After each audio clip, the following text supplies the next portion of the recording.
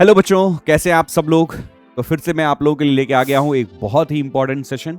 और ये सवाल मुझे बहुत सारे बच्चे पूछते हैं, खासकर वो बच्चे जो अभी कॉलेज ज्वाइन किए हैं या फिर सेकेंड ईयर में हैं या फिर थर्ड ईयर में हैं।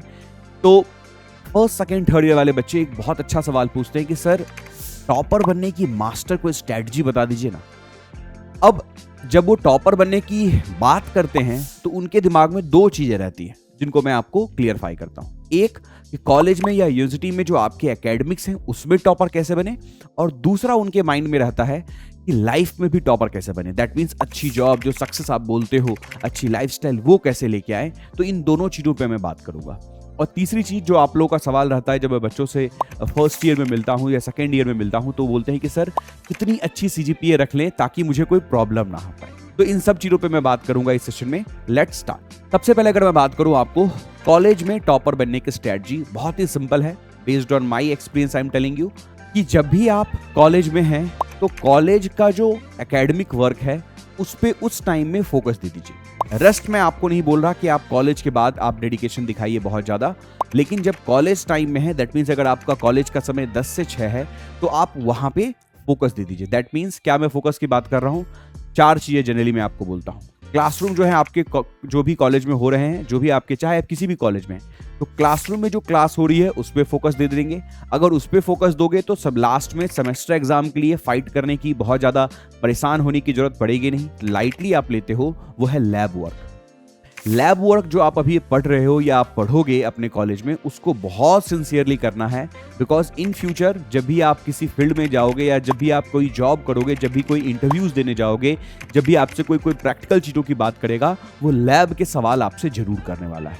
तो हर लैब का एक प्रॉपर नोट्स, उसकी एक प्रॉपर, जैसा आपकी क्लास में हो रही है, जैसा आपके कॉलेज में हो रहा है। और आज के टाइम में आपके पास एक हेल्प है कि आप डिजिटली भी कुछ पढ़ सकते हो। तीसरी बात, जब आप कॉलेज में हो तो कोशिश करो कि कोई अच्छा एक सॉफ्टवेयर जो है वो साथ में आप सीख लो। सॉफ्टवेयर इन द सेंस, मैं किस सॉफ्टवेयर की लैंग्वेज की बात कर रहा हूँ, मैं सॉफ्टवेयर लैंग्वेज की बात कर रहा हूँ। दैट मीन्स सी हो, C+ हो, जावा हो, जो भी है, एक लैंग्वेज आपको आनी चाहिए। और चौथी चीज में जो आपको बोलूंगा कि आप जहां भी वोकेशनल ट्रेनिंग के लिए जा रहे हो, जहां भी ये चीजें जा रहे हो, उसमें कोशिश करो कि थोड़ा सिविल रिलेटेड जो है आपका, आप वहां से चीजें या टैलेंट पिकअप कर पाओ। जैसे फॉर एग्जांपल, जब आप वोकेशनल ट्रेनिंग में जा रहे हैं तो आप टेंडरिंग सीख सकते हैं, एस्टिमेशन एंड कॉस्टिंग सीख सकते हैं। तो ये सारी जो आपकी सिविल इंजीनियरिंग से रिलेटेड जो है आपका, ये आपका एक सीख सकते हैं। वैसे ही हर ब्रांच से आपका मैकेनिकल का आपका अलग है। और चौथी चीज जो है आपको, जो आपके सेमेस्टर एग्जाम में अच्छा स्कोर करती है, वो है आपकी कि जो भी आपका प्रैक्टिस वाला पार्ट है, जो भी आपके क्वेश्चन प्रैक्टिस है, जो भी आपके क्लास नोट्स हैं, वो सबको इतने अच्छे से करो ताकि सेमेस्टर एग्जाम में आप बहुत अच्छा स्कोर कर पाओ। दूसरी चीज जो कॉलेज में मैं सारे बच्चों को एक चीज बोलता हूँ कि आई नो आप लोग IIT की प्रिपरेशन करके आए हो, या तो उस IIT में हो या IIT की प्रिपरेशन किए हो, तो आपने एक थोड़ी स्ट्रगल वहां पे की है, थोड़ी मेहनत वहां पे दिखाई है, तो थोड़ा आप इंजॉयमेंट चाहते हो। बट वो इंजॉयमेंट का रेशियो आपको थोड़ा सा डिस्ट्रीब्यूट करना पड़ेगा। कैसे डिस्ट्रीब्यूट करना पड़ेगा? फॉर एग्जाम्पल, फर्स्ट ईयर में अगर आप हैं तो मैं 50-50% लेके चल रहा हूं। आप देखिएगा, 50% आप एकेडमिक पे फोकस कर लीजिए, जहां पे आपको बेसिक्स कंसेप्ट हो रहा होगा, 50% टाइम आप उसको दे दीजिए। 50% टाइम आप अपने एक्स्ट्रा करिकुलर एक्टिविटीज या कुछ आपकी इंटरटेनमेंट के लिए आप कुछ करते हो तो उन पे भी आप दे सकते हो। जैसे ही सेकेंड ईयर में आए आपका ये रेशियो हो जाएगा आपका 75-25 का। थर्ड ईयर में यही आपका टाइम घट के हो जाएगा आपका 80-20। और फोर्थ ईयर में जो आपका टाइम हो जाएगा यही 90-10। अब इन सारे टेक्निक को अगर आप अपना रहे हैं, जो मैं आपको टाइम वाली टेक्निक बोला, इस टेक्निक को आप अपना रहे हैं, तो आपका जो एक टॉपर बोलोगे, टॉपर बनने की स्ट्रेटजी यही है, सिंपल। अब मैं आपको सेकेंड पॉइंट इस पे मैं फोकस करना चाहूंगा, वो है कि सर रियल लाइफ में अगर आपको टॉपर बनना है तो क्या क्या चीजों का ध्यान दें। देखिए, जब आप कॉलेज में हैं तो रियल लाइफ में टॉपर का मतलब है कि आपको एक अच्छी जॉब हो, आपकी अच्छी एक लाइफस्टाइल हो। मैं उसकी बात कर रहा हूं। सबसे पहले चीजें जो हैं 10 थिंग्स में आपकी, कि आपकी एकेडमिक्स, दैट मीन्स आपका बेसिक कंसेप्ट बहुत अच्छा होना चाहिए। दैट मीन्स मैथमेटिक्स और एप्टीट्यूड आपको बहुत आगे भी काम आएगा, इन वेरियस जॉब एप्लीकेशन आपको ये काम आएगा। चौथी चीज है कि अपनी जो आपका सब्जेक्ट है, जो आपका जो भी ब्रांच है, उसमें कुछ सॉफ्टवेयर होते हैं। फॉर एग्जाम्पल अगर बात करूँ मैकेनिकल की या सिविल की, तो ऑटोकैड एक बहुत इंपॉर्टेंट सॉफ्टवेयर है। पांचवी चीज जो है आपका वो है कम्युनिकेशन। अब कम्युनिकेशन में दो कम्युनिकेशन की मैं बात करूंगा, एक है आपके सॉफ्ट स्किल सॉफ्ट स्किल में अगर मैं बात करूंगा तो वहां पे आपकी देखो कि आपकी जो पर्सनैलिटी है वो इस तरीके से होनी चाहिए कि एक लीडरशिप क्वालिटी।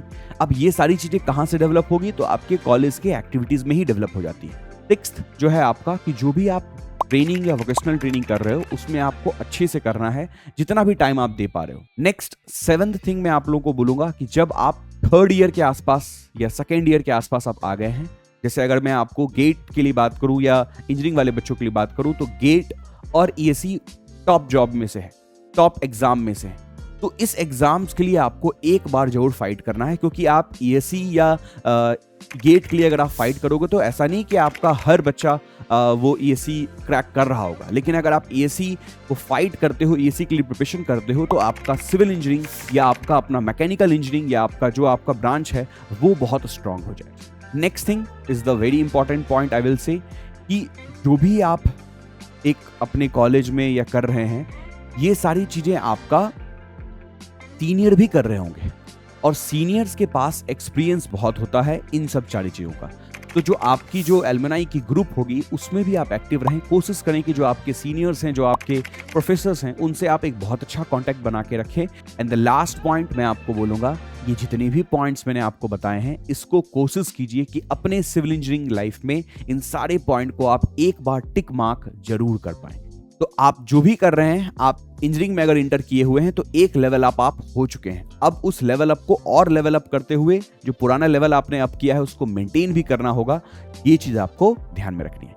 तो आई होप ये बात आप लोग को समझ में आ गई होगी। बट आई नो ये एक स्ट्रेटजी है जिसको आपने फॉलो करना है, बट इसमें आपके डाउट्स या क्वेरीज भी बहुत होंगे।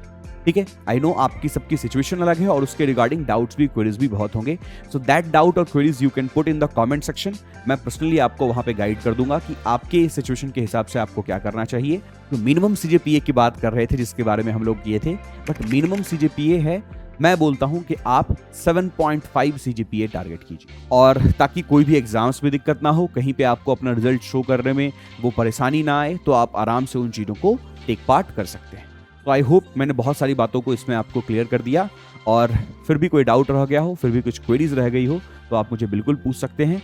टेलीग्राम ग्रुप पे भी आप पूछ सकते हैं, जहां भी लगे कमेंट सेक्शन में पूछ सकते हैं। So definitely you can ask me that. Okay, तो thank you so much all of you. Will meet again for the next session. Till then, bye bye, take care, जय हिंद।